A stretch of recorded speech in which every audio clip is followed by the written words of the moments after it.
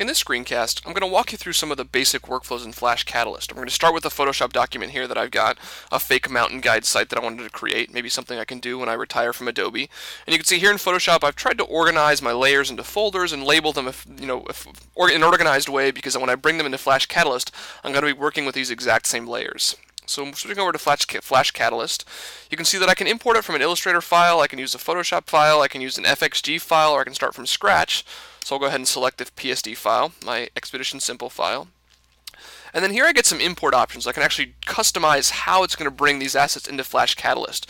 You can see I can keep everything as editable, I can turn it into vector outlines or flatten it.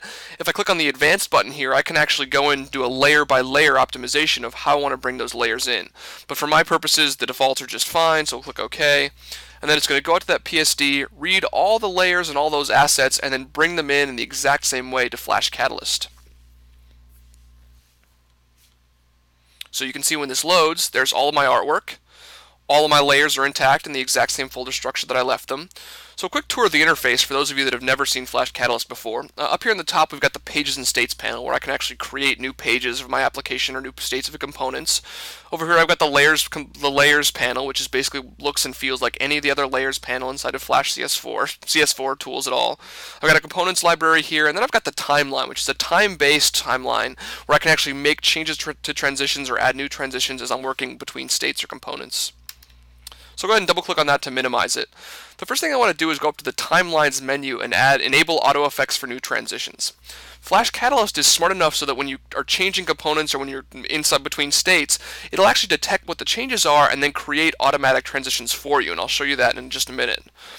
But the first thing I want to do is actually create a new state. So I'm going to basically enable a most popular site as part of the application. So if people click on the most popular link, it'll show them the most popular trips that we've got. And I'm going to just use a base state of page 1 that I've got. So I can just click on the duplicate state, and it'll bring in all those assets into the new state. And you can see a couple of things in the interface happened. One, down here in the Timelines panel, I've got these now page 1 to page 2 transitions that I can actually start creating transitions if I need to. And then over here in the Layers panel, I've got these red and blue squares. Those red and blue squares represent which layers are parts of which pages here. So because I duplicated the whole thing, all these layers are in each of these pages.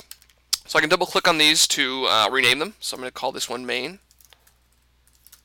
and I'll call this one Most Popular. Oops. Can't have any spaces in your name, so underscore most popular.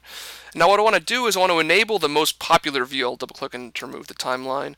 I want to enable the most popular view inside of this most popular state. So I can just use the little I to make all the most popular stuff visible.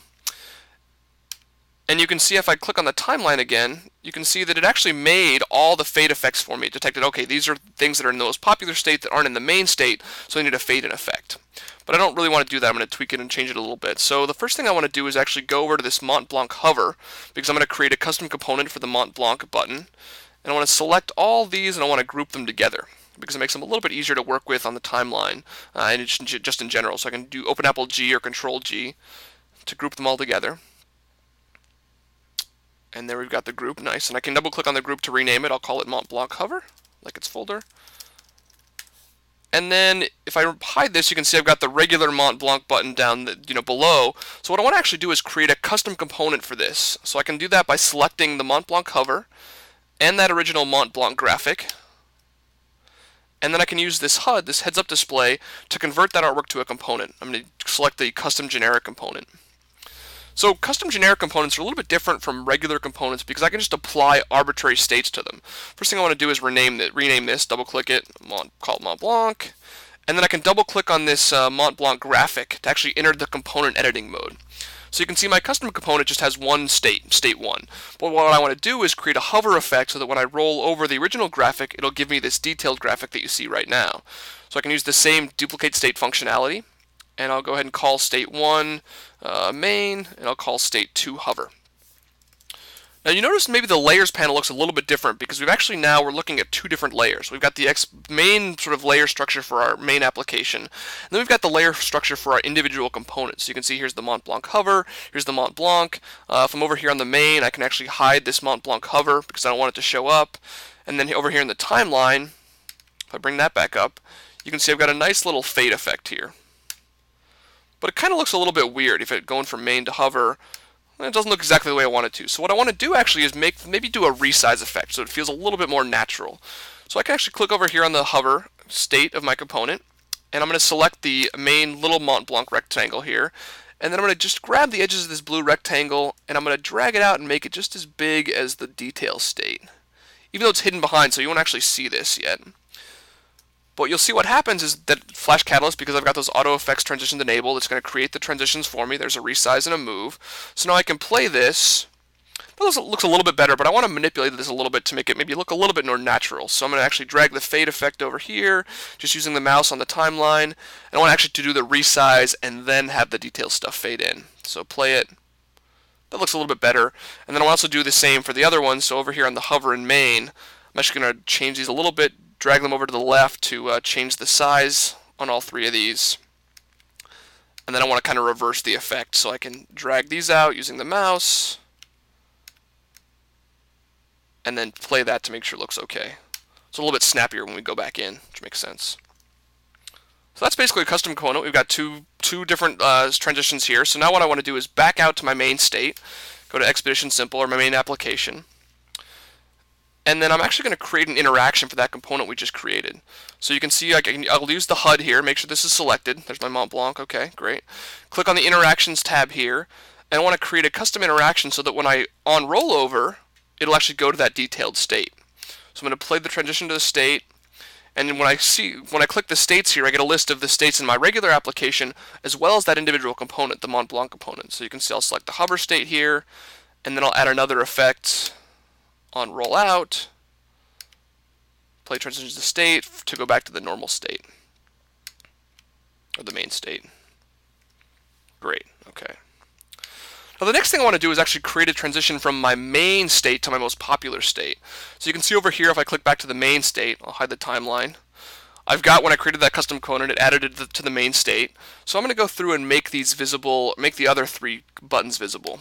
So there's Rainier, and there's Waddington. Now the effect I want to go for here is sort of a slide in effect. I want these three buttons to slide, or these three buttons to slide in from the side when we move to the most popular state. So I'm going to go ahead and select all of them. Mont Blanc, Waddington, and then just use the arrow keys to move them over off the stage. There we go. And you can see on the timeline, if I bring that back up again, we've got the move and the fade effect, so I can play that. That's kind of a nice effect, but I want it to be a little bit more interesting and maybe a little bit more jagged. So I want Rainier to come in first, then Mont Blanc, then Waddington. So I'll go ahead and do that. Start there. Maybe minimize these a little bit so it's kind of snappier. Bring them in a couple of clicks. Then we want Mont Blanc, so we'll do a delay there. Move that over a couple of clicks. And then last will be Waddington. And there we go. And move that one over a couple. Now I can play this.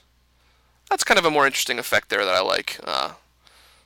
Makes it, draws a little attention over there, makes it nice. And then I'll actually increase the fade effect down here by dragging it over so it takes up the whole time the transition is playing.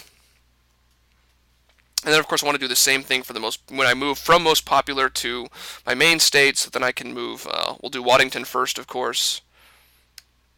Bring it in. Then do Mont Blanc. I'll actually I'll let the full transition finish before I start the other ones in this case. And then I'll set Rainier for this final call in. There we go.